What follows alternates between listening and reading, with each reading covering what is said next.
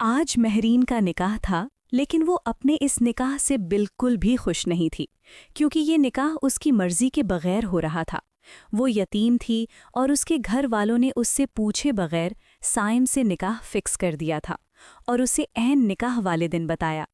اس نے یہ سب روکنے کی بہت کوشش کی، لیکن اس کی ایک بھی نہ سنی گئی، اور جب وہ شادی کر کے سائم کے ساتھ آئی تو وہ بالکل بھی خوش نہ تھی۔ سائم اس کا بہنوئی تھا اور 2 بچوں کا باپ بھی تھا۔ اس کی بڑی بہن سمرین کی شادی اس سے ہوئی تھی، لیکن جب اس کا دوسرا بیٹا ہوا تو سمرین بچ نہ سکی اور اس دنیا سے چل بسی۔ سائم کے گھر سائم کے بچوں کو سنبھالنے والا کوئی بھی نہیں تھا، تو مہرین کے گھر والوں نے سوچا کہ کیوں نہ مہرین کا نکاح سائم سے کر دیا جائے، کیونکہ بہن کے بچے سنبھالنے کے لیے خالہ ہی سب سے بہترین آپشن رہیں گی۔ اس لیے انہوں نے مہرین سے پوچھے بغیر اس کا رشتہ سائم سے کر دیا، اور اسے اس دن پتہ چلا جس دن اس کا نکاح تھا۔ اس سب میں سب سے بڑا ہاتھ اس کی تائی کا تھا، کیونکہ اسے مہرین ایک آنکھ نہ بھاتی تھی، اور اسے نیچا دکھانے کے لیے سلمہ بیگم کوئی موقع ہاتھ سے نہ جانے دیتی تھیں۔ انہیں پتا تھا کہ مہرین پڑھائی میں بہت اچھی ہے اور ہمیشہ اپنی کلاس میں ٹاپ کرتی ہے، جبکہ اس کی خود کی بیٹی بس ایوریج تھی، اور یہی بات ان سے برداشت نہ ہوتی۔ جب ان کے سامنے مہرین کی ذہانت کے قصے سنائے جاتے تو ان کا دل جل جاتا تھا، اور انہوں نے ٹھان لیا تھا کہ پڑھائی تو اس کی وہ چھڑوا کر رہیں گی، چاہے کچھ بھی ہو جائے۔ اور انہیں یہ موقع سمرین کے مرنے کے بعد مل گیا جسے انہوں نے ہرگز نہیں گنوایا، اور موقع کا فائدہ اٹھاتے ہوئے مہرین کو سائم کے ساتھ منسوب کر دیا۔ جب مہرین کو اس کے نکاح کا پتہ چلا تو اس نے بہت ہنگامہ کیا، لیکن کسی نے کان نہ دھرے، بلکہ الٹا مہرین کو برا بھلا کہنا شروع کر دیا، اور زبردستی اسے سائم کے ساتھ نکاح کر کے رخصت کر دیا گیا۔ اس رخصتی سے مہرین بالکل بھی خوش نہیں تھی، بس وہ مجبور تھی۔ ہمیشہ کی طرح مہرین کے دل میں غم اور غصے کا ایک طوفان تھا، لیکن وہ اپنے جذبات کو چھپانے کی کوشش کر رہی تھی۔ نکاح کے بعد جب وہ سائم کے ساتھ اس کے گھر آئی تو اس کی آنکھوں میں بے بسی اور شکایت کی جھلک تھی۔ سائم، جو اس کا بہنوئی تھا اور 2 بچوں کا باپ تھا، اس کے ساتھ اس کی زندگی کی یہ نئی شروعات اسے ہرگز قبول نہیں تھی۔ وہ اپنی بہن سمرین کی جگہ پر آئی تھی اور اب اسے دونوں بچوں کا خیال رکھنا تھا، لیکن مہرین کو اس سب میں کہیں بھی اپنی جگہ نہیں نظر آ رہی تھی۔ مہرین بے پرواہ سی کمرے میں بیٹھی ہوئی تھی کہ سائم کمرے میں آیا اور مہرین کی طرف بڑھا۔ جیسے ہی اس نے مہرین کی طرف ہاتھ بڑھایا، مہرین دبک کر پیچھے ہو گئی۔ سائم نے حیرانی سے مہرین کی طرف دیکھا اور کہا، تمہارے ساتھ مسئلہ کیا ہے؟ کیوں تم مجھ سے دور بھاگ رہی ہو؟ جب نکاح کی بات ہوئی تب بھی تم نے اتنا ہنگامہ کیا، اور اب بھی جب میں تمہارے قریب آ رہا ہوں تو تم مجھ سے دور بھاگ رہی ہو۔ ایسا کیوں کر رہی ہو آخر؟ تم مجھے قبول کیوں نہیں کر لیتی؟ اب میں ہی تمہاری تقدیر، قسمت، سب کچھ ہوں۔ اس لیے بہتر ہے کہ تم اس رشتے کو سمجھتے ہوئے اس کے تقاضوں کو سمجھو، نہ کہ بلا وجہ کا ایٹیٹیوڈ دکھاؤ۔ آج نہیں تو کل ایک نہ ایک دن تمہیں یہ رشتہ اپنانا ہی پڑے گا۔ یہ بات تم جتنی جلدی سمجھ لو تمہارے لیے اچھا ہوگا۔ مہرین نے سائم کی طرف غصے سے دیکھا اور کہا، آپ میرے قریب کیوں آنا چاہتے ہیں جبکہ مجھے آپ میں کوئی دلچسپی نہیں ہے اور نہ ہی کبھی ہوگی، اس لیے مہربانی فرما کر مجھ سے دور ہی رہیں۔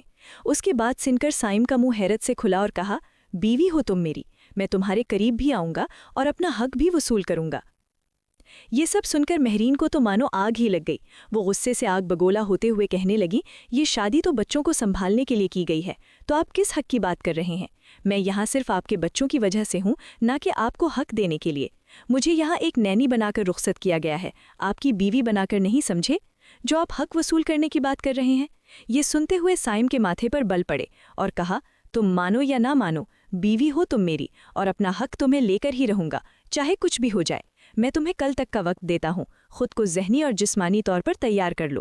میں روز روز تمہارے یہ نخرے برداشت نہیں کروں گا۔ اور رہی بچوں کی بات، بچوں کے لیے تو میں کوئی آیا بھی رکھ سکتا تھا، لیکن مجھے شروع سے ہی تم پسند تھی۔ سمرین سے شادی تو میری بائی چانس ہو گئی تھی، لیکن اس کے لیے میرے دل میں کوئی جذبات نہیں تھے جیسے تمہارے لیے ہیں۔ میں نے تو تمہارے گھر والوں سے تمہارا رشتہ مانگا تھا، نہ کہ سمرین کا، لیکن تمہارے گھر والوں کو پتہ نہیں کیا سوجی کہ انہوں نے سمرین کا نکاح دھوکے سے میرے ساتھ کروا دیا، اور مجھے عین نکاح کے وقت پتہ چلا جب نکاح خوان نے سمرین کا نام لیا۔ تب اگر میں انکار کرتا تو سمرین کی عزت پہ بات آ جاتی، اس لیے میں نے اسے اپنی تقدیر سمجھ کر قبول کر لیا۔ لیکن اب بھی تمہارے گھر والوں نے ہی مجھے تم سے شادی کا مشورہ دیا تھا کہ بہن کے بچوں کو بہن ہی اچھا سنبھال سکتی ہے، اس لیے اب زیادہ نخرے کرنے کی ضرورت نہیں ہے اور کل تک تیار رہنا، نہیں تو مجھے زبردستی کرنا بھی آتی ہے۔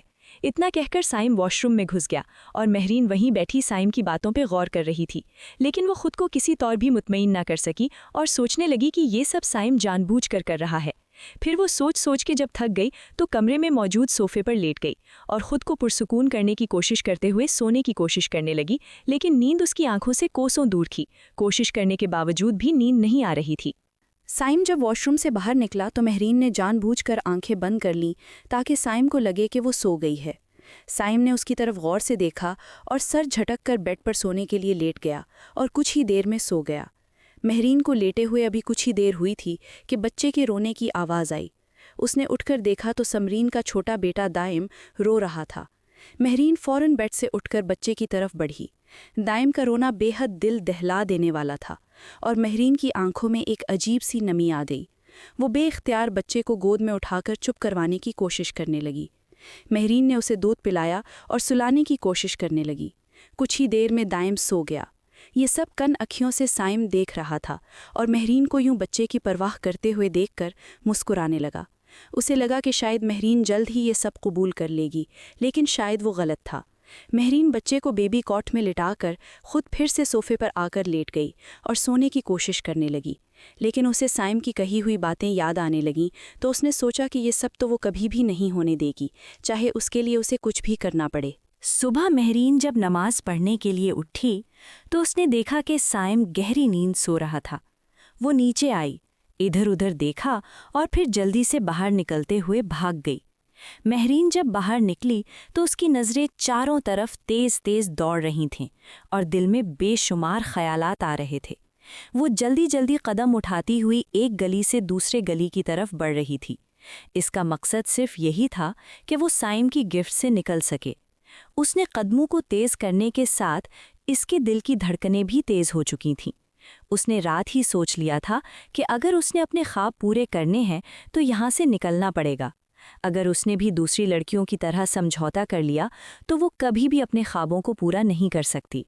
اور یہ کیسے ہو سکتا تھا کہ جو کچھ اس نے بچپن سے سوچا ہو اور ایک دم سے وہ سب کچھ چھن جائے؟ میں ایسا کبھی ہونے نہیں دوں گی۔ یہی سب سوچتے ہوئے وہ بھاگی ہی جا رہی تھی کہ اچانک اس کا پاؤں کسی چیز سے ٹکرایا اور وہ گرنے لگی، لیکن کسی نے اسے مضبوطی سے تھام لیا۔ وہ گھبرا گئی اور خوف زدہ ہو کر جب اس نے نظریں اٹھا کر دیکھا تو اس کے پیروں تلے سے جیسے زمین ہی نکل گئی، کیونکہ وہ سائم نہیں بلکہ روہیل تھا۔ روہیل سائم اور مہرین کا مشترکہ کزن تھا، لیکن اس کی سائم سے بالکل بھی نہیں بنتی تھی۔ وہ سائم کو پریشان کرنے کے لیے ہر وقت تیار رہتا اور اس کی پسندیدہ چیزوں کو چھیننے کے لیے ہر وقت اس پہ نظر رکھتا۔ اسے پتا تھا کہ سائم مہرین کو پسند کرتا ہے، لیکن روہیل نے جان بوجھ کر مہرین کے گھر والوں کے ذہن میں الٹی سیدھی باتیں ڈال کر سمرین کی شادی سائم سے کروا دی تھی اور خود سائم کے سامنے مہرین کے ساتھ جان بوجھ کر بہت تنگ کرتا اور اس کے ساتھ بیٹھ کر خوش گپیاں لگاتا۔ یہ سب سائم سے برداشت نہ ہوتا تو وہ وہاں سے اٹھ کر ہی چلا جاتا اور روہیل کے چہرے پر فاتحانہ مسکراہٹ آ جاتی۔ پھر اس نے سائم کو نیچا دکھانے کے لیے مہرین سے منگنی بھی کر لی، لیکن بازی اس وقت پلٹی جب سمرین کی موت کے بعد مہرین کی شادی سائم سے کر دی گئی۔ مہرین کی نظریں ابھی تک روہیل پر مرکوز تھیں اور وہ ایک لمحے کے لیے بھی یہ یقین نہیں کر پا رہی تھی کہ وہ اس کے سامنے کھڑا تھا۔ روہیل کا چہرہ ہنسی سے بھرا ہوا تھا اور اس کی آنکھوں میں ایک عجیب سی چمک تھی، جیسے وہ کسی شاطرانہ کھیل کا حصہ بننے جا رہا ہو۔ تم یہاں کیا کر رہے ہو؟ مہرین کی آواز لرز رہی تھی، لیکن اس نے خود کو سنبھالنے کی کوشش کی۔ روہیل نے مہرین کی طرف گہری نظر سے دیکھا اور پھر مسکراتے ہوئے کہا، تمہاری جان بچانے آیا ہوں۔ اس کے الفاظ میں طنز کی جھلک تھی، جیسے وہ کسی راز کو چھپانے کی کوشش کر رہا ہو۔ مہرین کی حالت غیر ہو گئی تھی، لیکن روہیل نے ایک لمحے کے لیے بھی اسے موقع نہ دیا۔ تمہیں سائم سے بچنا ہوگا مہرین، وہ تمہیں کبھی بھی آزادی نہیں دے گا۔ روہیل نے ایک قدم آگے بڑھایا اور مہرین کے ہاتھ کو اپنے ہاتھ میں لے لیا۔ مہرین نے خود کو کھینچنے کی کوشش کی، مگر روہیل کی گرفت اتنی مضبوط تھی کہ وہ اسے چھڑانے میں کامیاب نہ ہو سکی۔ اچانک روہیل نے مہرین کو مضبوطی سے پکڑتے ہوئے موبائل جیب سے نکالا اور کسی کو کال کرنے لگا۔ 2 منٹ میں گاڑی تنگ گلی کی طرف لے آؤ۔ اس کے بعد اس نے مہرین کی طرف دیکھا اور کہا، اب تم میری دسترس میں ہو اور تمہارے لیے کوئی راستہ نہیں بچا۔ اسی لمحے ایک گاڑی قریب آئی اور 2 افراد اس میں سے باہر نکلے۔ مہرین کی آنکھوں میں دہشت تھی اور وہ ان لوگوں کو دیکھ کر اور بھی زیادہ خوفزدہ ہوئی۔ تبھی روہیل نے مہرین کو زبردستی گاڑی میں بٹھا لیا۔ اس نے چیخنے کی کوشش کی مگر روہیل کے مضبوط ہاتھ نے اس کی آواز کو دبا دیا تھا، اور تبھی روہیل نے مہرین کے چہرے پہ اسپرے کیا اور وہ بے ہوش ہو گئی۔ دوسری طرف دائم کے رونے سے سائم کی آنکھ کھلی تو اس نے ادھر ادھر دیکھا، لیکن کمرے میں مہرین کہیں نظر نہ آئی۔ وہ فوراً اٹھا اور دائم کو گود میں لیتے ہوئے نیچے کی طرف گیا، مگر مہرین وہاں بھی نہیں تھی۔ سائم نے گھبراتے ہوئے پورا گھر چھان مارا، لیکن مہرین گھر میں ہوتی تو اسے ملتی۔ مہرین کو نہ پا کر سائم کی آنکھیں غصے سے سرخ ہو گئیں۔ وہ غراتے ہوئے بولا، مہرین، تم نے بھاگ کر اچھا نہیں کیا، اب اس کا انجام تمہیں بھگتنا ہوگا۔ میں تمہیں کسی بھی صورت معاف نہیں کروں گا۔ سائم کی مٹھیاں غصے سے بھنچ گئیں۔ وہ ایک دفعہ پھر سے گھر کے ہر کونے میں مہرین کو تلاش کر چکا تھا، مگر وہ کہیں نہیں تھیں۔ اس کے دماغ میں بس ایک ہی سوال گونج رہا تھا، مہرین کہاں جا سکتی ہے؟ دائم ابھی بھی رونے میں مصروف تھا، مگر سائم کو اس وقت نہ اپنی بھوک کا ہوش تھا نہ بچے کے رونے کی پرواہ۔ وہ فوراً باہر نکلا اور گیٹ پر موجود گارڈ سے پوچھا، کیا تم نے مہرین کو باہر جاتے دیکھا ہے؟ گارڈ نے نفی میں سر ہلا دیا، مگر پھر اچانک جیسے اسے کچھ یاد آیا، وہ بولا، صاحب، فجر سے پہلے ایک سایہ سا گزرتے دیکھا تھا۔ جب ہم اس کے پیچھے گئے تو اندھیرا زیادہ ہونے کی وجہ سے پتہ نہ چل سکا اور ہمارے ہاتھ سے نکل گیا۔ یہ سن کر سائم کا غصہ مزید بھڑک اٹھا۔ مہرین، تم نے بھاگ کر بہت بڑی غلطی کی ہے۔ اس نے غصے سے گاڑی کی چابی اٹھائی اور فوراً گاڑی سٹارٹ کی۔ دوسری طرف مہرین کی حالت غیر ہو رہی تھی۔ گاڑی اندھیرے میں تیزی سے دوڑ رہی تھی۔ روہیل سٹیئرنگ پر ہاتھ جمائے مسکرا رہا تھا، اور کچھ ہی دیر میں روہیل ایک ویران سی حویلی میں پہنچا اور مہرین کو اٹھا کر ایک کمرے میں لے کر گیا اور اسے بند کر دیا۔ کچھ دیر بعد مہرین کو ہوش آیا تو اس نے ارد گرد دیکھا تو وہاں اندھیرے میں اسے کچھ بھی نظر نہ آیا۔ وہ زمین پہ بیٹھی رونے لگی اور دل ہی دل میں دعا کی، یا اللہ، مجھے اس مصیبت سے نکال دے۔ کچھ ہی دیر میں وہاں روہیل آیا اور اس نے ٹارچ لائٹ مہرین کے چہرے کی طرف کرتے ہوئے کہکہا لگایا اور مہرین کی آنکھوں میں آنسو دیکھتے ہوئے کہنے لگا، تم نے سوچا تھا کہ گھر سے بھاگ کر آزادی مل جائے گی، لیکن قسمت نے تمہیں میرے پاس پہنچا دیا۔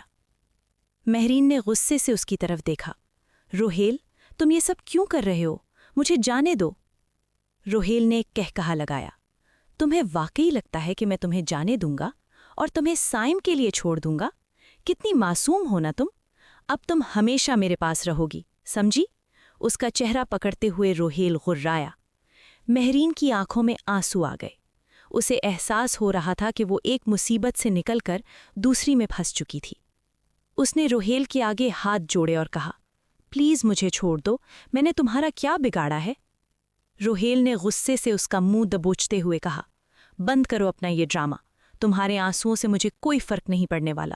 میں جو چاہتا ہوں وہ کر کے رہوں گا، سمجھی تم اب کبھی کہیں نہیں جا سکتی اور تم تک کوئی پہنچ بھی نہیں سکتا، چاہے کوئی کتنی بھی طاقت لگا لے۔ مہرین روہیل کی طرف دیکھتے ہوئے اس کی منتیں کرنے لگی کہ اسے جانے دے، لیکن روہیل اسے انسنا کرتے ہوئے وہاں سے چلا گیا اور وہ پیچھے بیٹھی روتی رہ گئی اور سوچنے لگی کہ کاش وہ گھر سے نہ بھاگی ہوتی تو آج اتنی بڑی مصیبت میں نہ پھنسی ہوتی۔ یا اللہ، اب تو ہی میری مدد فرما۔ سائم نے مہرین کو ڈھونڈنے کے لیے ہر جگہ جانا شروع کر دیا تھا۔ اس نے اس کی دوستوں، رشتہ داروں، جہاں جہاں مہرین کے ملنے کے امکانات تھے وہاں ہر جگہ تلاش کیا، لیکن مہرین نہیں ملی۔ صبح سے رات ہو گئی تھی، وہ بھوکا پیاسا صرف مہرین کو ڈھونڈنے میں مصروف تھا، مگر اسے مہرین کا کوئی سراغ نہ ملا۔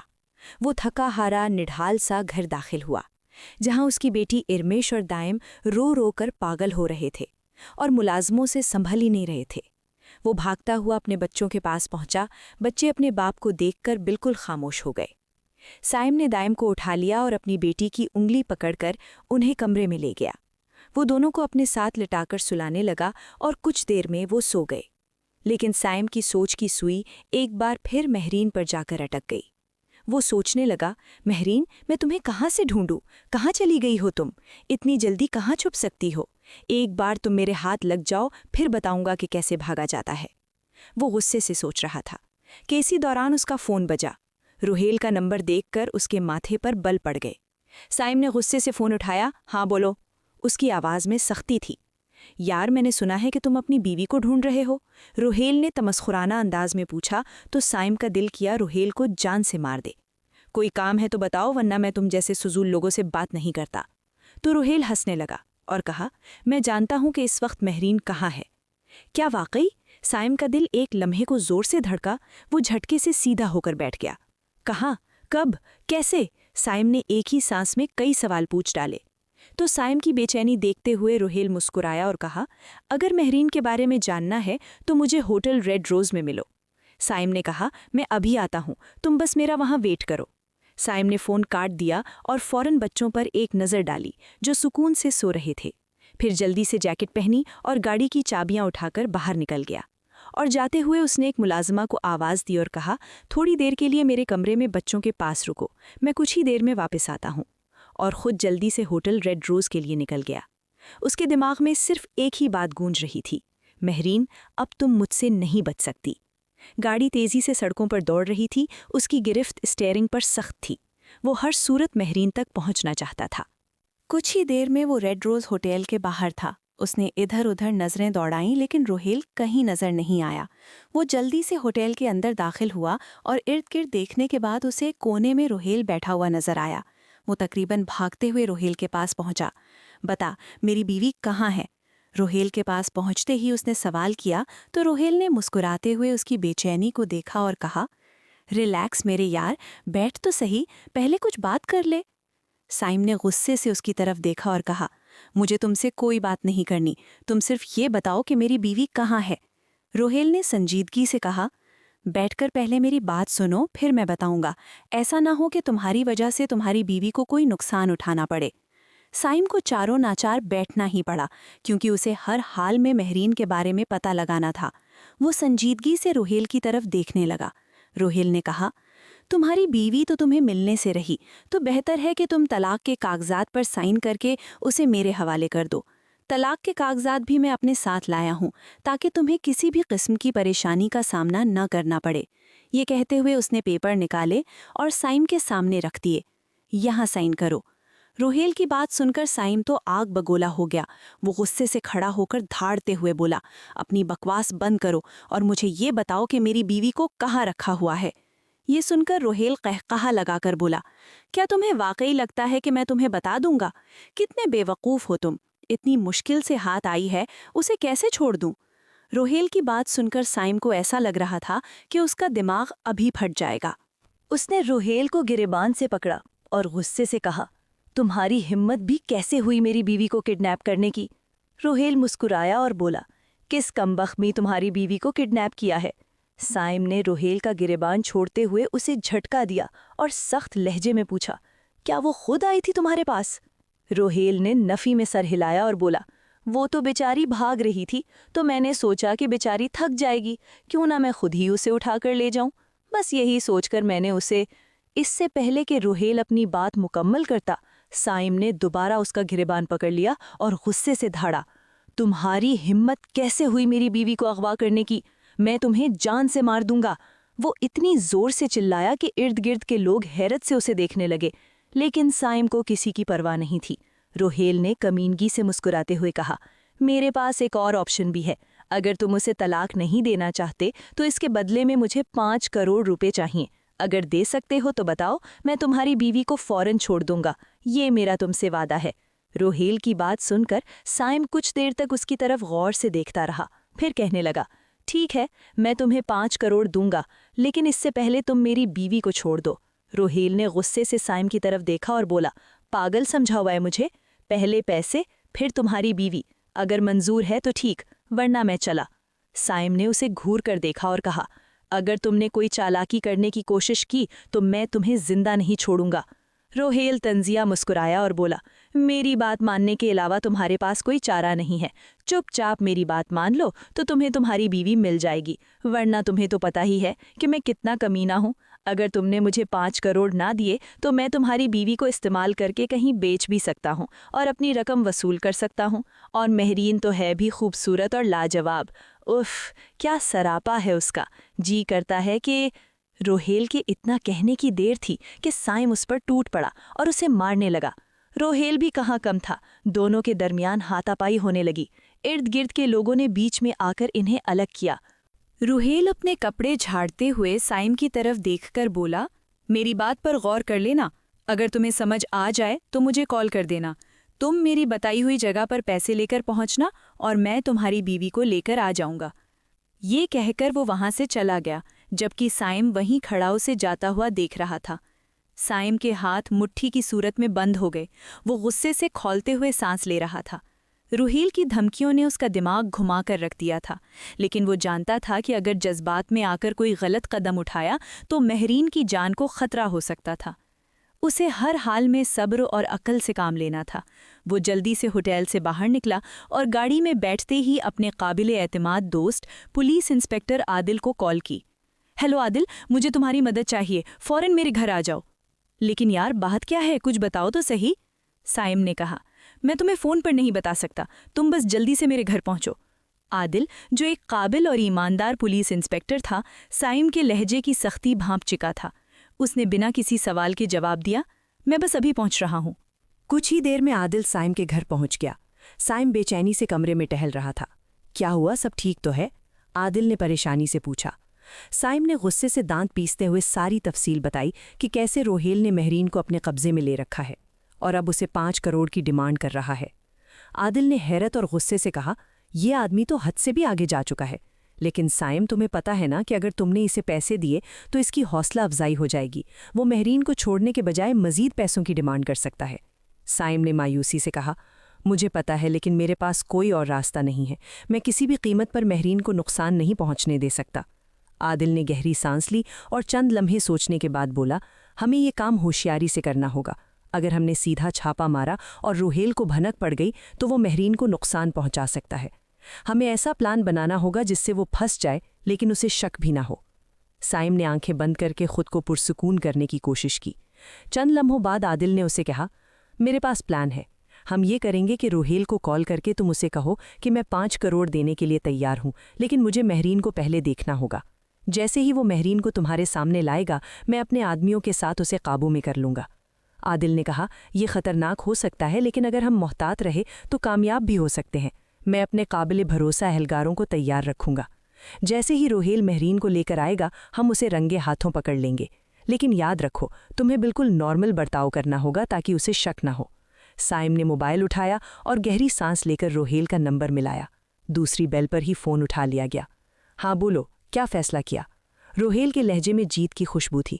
میں 5 کروڑ دینے کے لیے تیار ہوں لیکن پہلے میں مہرین کو دیکھنا چاہتا ہوں۔ روہیل ہنسا، ہاں، مجھے تمہاری اس چالاکی کا پہلے ہی اندازہ تھا۔ ٹھیک ہے، لیکن جگہ میں طے کروں گا، تیار رہو، میں وقت اور مقام جلدی بتاتا ہوں۔ فون کٹ چکا تھا اور سائم کی مٹھیاں مزید سختی سے بند ہو چکی تھیں۔ وہ کسی بھی قیمت پر اپنی بیوی کو واپس لانے کے لیے تیار تھا۔ دوسری طرف عادل اپنی ٹیم کے ساتھ اس مشن کو کامیاب بنانے کے لیے پوری تیاری کر رہا تھا۔ اگلے چند گھنٹے سائم کے لیے کسی قیامت سے کم نہیں تھے۔ وہ بے چینی سے کمرے میں ٹہل رہا تھا جبکہ عادل مسلسل اپنی ٹیم کے ساتھ رابطے میں تھا تاکہ ہر ممکنہ صورتحال کے لیے تیار رہا جائے۔ اسی دوران سائم کے فون پر ایک نامعلوم نمبر سے کال آئی۔ ہاں بولو، سائم نے بے چینی سے فون اٹھایا۔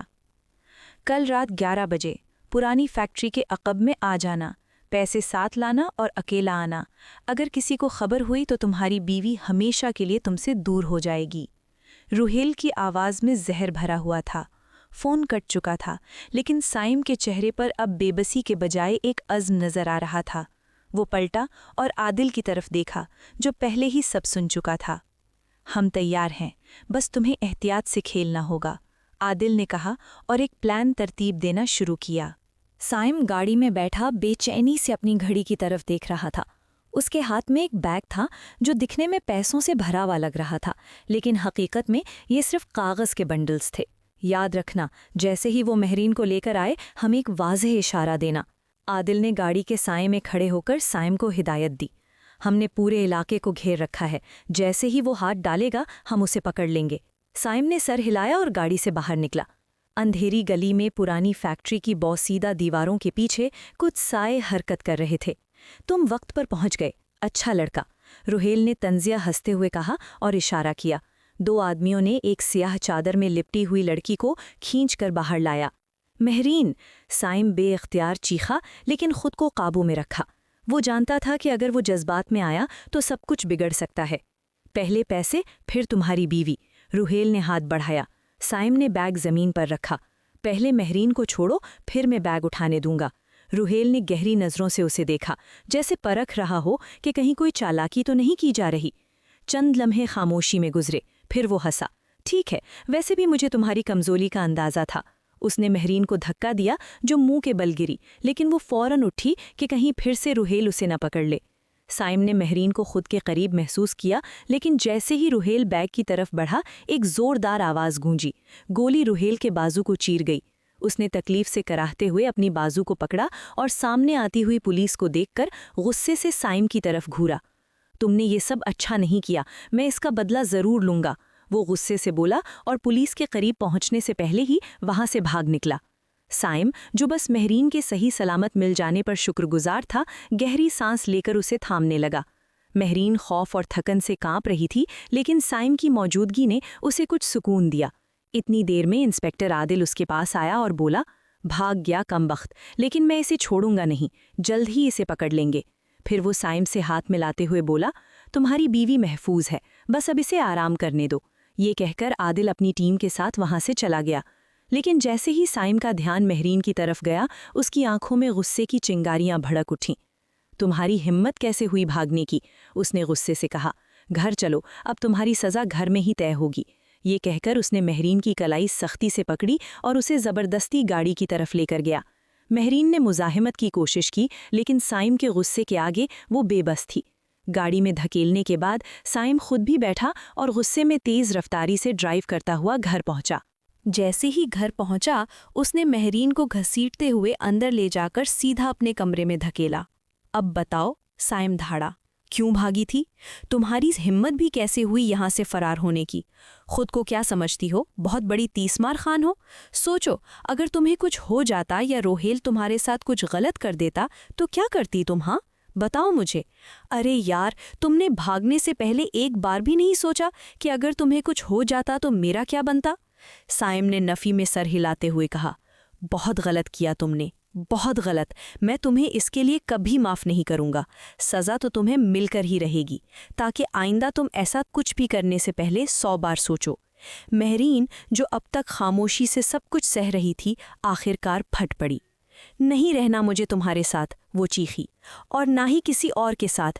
میری تمہارے ساتھ زبردستی شادی کروا دی گئی اور ساتھ میں 2 بچوں کی ذمہ داری بھی تھما دی گئی۔ کیا میری کوئی زندگی نہیں؟ کیا میرے کوئی خواب نہیں؟ بچپن سے لے کر آج تک سب کچھ ہم پر مسلط کیا گیا۔ ہم دونوں بہنوں کو کسی نے کبھی کچھ پوچھا بھی نہیں، بس بڑوں کے فیصلے ہم پر تھوپ دیے جاتے ہیں اور ہمیں بولنے کی بھی اجازت نہیں ہوتی۔ یہ کہتے ہوئے مہرین رو پڑی۔ اس کی آنکھوں میں برسوں کی تکلیف، بے بسی اور دکھ تھے۔ سائم، جو غصے میں بھرا کھڑا تھا، مہرین کی آنکھوں میں دکھ دیکھ کر یکدم خاموش ہو گیا۔ سائم نے آگے بڑھ کر نرمی سے مہرین کی آنکھوں سے آنسو صاف کیے اور نرم لہجے میں بولا، ٹھیک ہے، اگر تمہیں بچوں کی ذمہ داری نہیں اٹھانی تو نہ صحیح، ہم ان کے لیے ایک کیئر ٹیکر رکھ لیں گے، لیکن تم تھوڑی بہت ذمہ داری تو لے سکتی ہو نا۔ اور جہاں تک تمہاری پڑھائی کی بات ہے، میں نے کب کہا کہ تمہیں پڑھنے نہیں دوں گا؟ میں خود تمہاری مدد کروں گا۔ میں نے کبھی نہیں چاہا کہ تمہیں قید میں رکھا جائے یا تمہاری تعلیم روکی جائے۔ مہرین نے سائم کی طرف دیکھا اور تلخی سے کہا، کیا تمہیں لگتا ہے کہ 2 بچوں کے ساتھ میں اپنی تعلیم مکمل کر سکتی ہوں؟ مجھے اسی لیے تو یہاں لایا گیا تھا۔ خود سوچو، میں بچوں کو سنبھالوں یا اپنی پڑھائی پر دھیان دوں؟ سائم نے مہرین کے کندھوں کو نرمی سے تھاما اور اس کی آنکھوں میں دیکھ کر کہا، میں نے کہا نا، ہم بچوں کے لیے کیئر ٹیکر رکھ لیں گے تاکہ تمہیں پریشانی نہ ہو، لیکن میں بس اتنا چاہتا ہوں کہ تم میرے بچوں کو ماں کی طرح پیار دو، ان سے منہ نہ موڑو۔ اتنا تو کر سکتی ہو نا؟ مہرین نے گہری سانس لی اور آہستہ سے سر ہلایا۔ میں بچوں کی دشمن نہیں ہوں سائم، وہ میری بہن کے بچے ہیں اور ان کی تکلیف پر مجھے بھی تکلیف ہوتی ہے۔ میں تو بس اس لیے گھر سے بھاگی تھی کیونکہ میرے بھی کچھ خواب تھے جو میں پورا کرنا چاہتی تھی، لیکن مجھے نہیں معلوم تھا کہ کمینہ روہیل مجھ پر نظر رکھے ہوئے ہے اور میں آزادی کی تلاش میں ایک بھیانک قید میں پھنس جاؤں گی۔ مہرین کی آواز لرز رہی تھی اور سائم نے پہلی بار اس کی تکلیف کو محسوس کیا۔ وہ سمجھ گیا تھا کہ یہ صرف ضد یا نادانی نہیں تھی، بلکہ ایک ایسے دل کی فریاد تھی جو ہمیشہ دوسروں کے فیصلوں کا شکار رہا تھا۔ سائم مہرین کی باتیں خاموشی سے سنتا رہا۔ پہلی بار اسے احساس ہو رہا تھا کہ مہرین کی تکلیف محض ایک ضد نہیں بلکہ اس کے دل میں برسوں سے دبی ایک چیخ تھی۔ وہ خود بھی شرمندگی محسوس کر رہا تھا کہ اس نے کبھی اس کے جذبات کو سمجھنے کی کوشش ہی نہیں کی۔ چند لمحوں تک خاموشی رہی، پھر سائم نے ایک گہری سانس لی اور نرمی سے بولا، مہرین میں تمہاری تکلیف سمجھ سکتا ہوں، شاید پہلے نہیں سمجھتا تھا لیکن اب جان گیا ہوں کہ تم کیا محسوس کرتی ہو۔ میں تم پر کوئی زبردستی نہیں کروں گا، تمہارے خواب بھی اتنے ہی اہم ہیں جتنے میرے بچوں کی خوشی، لیکن پلیز تم بھی یہ مت سمجھو کہ میں تمہیں قید میں رکھنا چاہتا ہوں۔ میں چاہتا ہوں کہ ہم دونوں مل کر ایک ایسا راستہ نکالیں جہاں نہ تمہاری آزادی چھنے اور نہ بچوں کی خوشیاں۔ مہرین نے حیرت سے سائم کی طرف دیکھا، وہ اس کی باتوں پر یقین نہیں کر پا رہی تھی۔ کیا واقعی تم مجھے میرے خواب پورے کرنے دو گے؟ سائم نے مسکرا کر سر ہلایا، ہاں، اور اس کے لیے سب سے پہلے ہمیں ایک ساتھ چلنا ہوگا، نہ کہ ایک دوسرے کے مخالف۔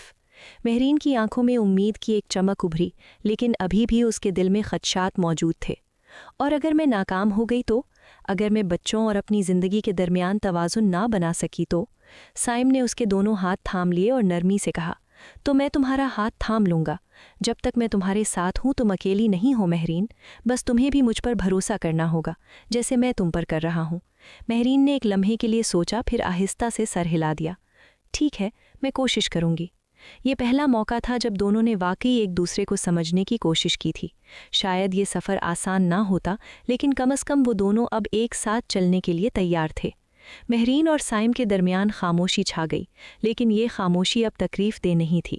دونوں ایک دوسرے کے قریب آئے تھے اور ایک نئے تعلق کی تعمیر شروع ہو چکی تھی۔ سائم، میں جانتی ہوں کہ میرے غصے میں آ کر کی گئی باتیں تمہیں تکلیف دیتی ہیں، لیکن میں نے جو کچھ بھی کیا اس کے پیچھے صرف ایک وجہ تھی، مہرین نے آہستہ سے کہا۔ سائم نے سر ہلایا اور اس کے چہرے پر نرم مسکراہٹ آئی۔ مہرین، تم جو بھی کہو مجھے سمجھ آتا ہے۔ تمہاری زندگی آسان نہیں رہی، اور تمہاری تکلیف میں کمی لانے کے بجائے میں نے تمہیں مزید دبا دیا۔ اب میں وعدہ کرتا ہوں کہ تمہارے ساتھ ہوں گا اس سفر پر، جہاں تمہیں خود کو دوبارہ پہچاننے کا موقع ملے گا۔ مہرین کی آنکھوں میں نمی آ گئی۔ وہ ہمیشہ اپنے خوابوں کو کسی کے سامنے نہیں لا پائی تھی، اور اب وہ سمجھ چکی تھی کہ سائم صرف ایک شوہر نہیں بلکہ ایک ساتھی بن کر اس کے ساتھ چلنے کے لیے تیار تھا۔ سائم، مجھے آپ کی باتوں پر یقین آ رہا ہے، لیکن کبھی کبھی دل میں خوف بھی ہوتا ہے کہ میں ناکام ہو جاؤں گی، یا جو کچھ بھی میں نے اپنے لیے چاہا ہے وہ کبھی پورا نہ ہو سکے گا۔ سائم نے اس کی بات مکمل ہونے سے پہلے اس کا ہاتھ تھاما اور کہا، تم کبھی ناکام نہیں ہوگی مہرین، میں تمہیں ہر قدم پر تمہارے خوابوں کی طرف بڑھتے ہوئے دیکھوں گا، اور اگر کبھی تم تھکنے لگیں تو ہم دونوں مل کر اس کا مقابلہ کریں گے۔ مہرین نے سائم کی طرف دیکھا اور پہلی بار اس کے دل میں ایک نیا عزم جاگا۔ ٹھیک ہے سائم، اب میں وہ سب کر کے دکھاؤں گی جو میں نے کبھی سوچا بھی نہیں تھا۔ یہ صرف ایک وعدہ نہیں تھا، بلکہ یہ ایک نئی شروعات تھی۔ سائم اور مہرین کا رشتہ اب صرف ایک رشتہ نہیں رہا تھا، بلکہ وہ ایک دوسرے کی زندگیوں کے شراکت دار بن چکے تھے۔ ان کے بیچ جو خلا تھا وہ اب محبت، اعتماد اور سمجھ سے بھر چکا تھا۔ یہ نیا سفر ان دونوں کے لیے ایک چیلنج تھا، مگر اس میں محبت اور تعاون کا وہ طاقتور عنصر تھا جو انہیں کبھی ہمت نہ ہارنے دے گا۔ دوسری طرف روہیل بھی پکڑا گیا تھا۔ جب سے وہ بھاگا تھا، انسپیکٹر عادل اس کے پیچھے لگا ہوا تھا۔ انسپیکٹر عادل نے اپنی ٹیم کے ساتھ مل کر اس پر نظر رکھی۔ ایک دن انسپیکٹر عادل کو پتہ چلا کہ وہ شہر کے باہر ایک ویران گودام میں چھپا ہوا ہے، تو انسپیکٹر عادل اپنی نفری کے ساتھ وہاں پہنچا اور گودام کو چاروں طرف سے گھیر لیا۔ روہیل کو پکڑ لیا گیا، اور جب اس کے بارے میں انویسٹیگیشن کی گئی تو پتہ چلا کہ وہ بہت سے غلط کاموں میں ملوث ہے، جیسے دھوکہ دہی، سمگلنگ اور ڈکیتی وغیرہ میں بھی روہیل کا بہت بڑا ہاتھ تھا۔ اس کے خلاف سارے ثبوت اکٹھے کیے گئے اور اسے عمر قید کی سزا ہو گئی۔ مہرین نے اپنے تعلیمی سفر کو دوبارہ شروع کیا اور سائم نے اس کی ہر قدم پر حمایت کی۔ دونوں نے اپنے بچوں کو محبت اور توجہ دی۔ وقت کے ساتھ سائم اور مہرین کے رشتے میں ایک نئی محبت اور اعتماد نے جنم لیا، دونوں نے مل کر اپنی زندگیوں کو ایک نئے سورج کی مانند روشن کیا، جہاں وہ اپنی ماضی کی تکلیفوں کو پیچھے چھوڑ کر اپنی تقدیر کو خود بنانے میں کامیاب ہوئے، اور یوں یہ کہانی خوشی، محبت اور کامیابی کی ایک شاندار مثال بن گئی۔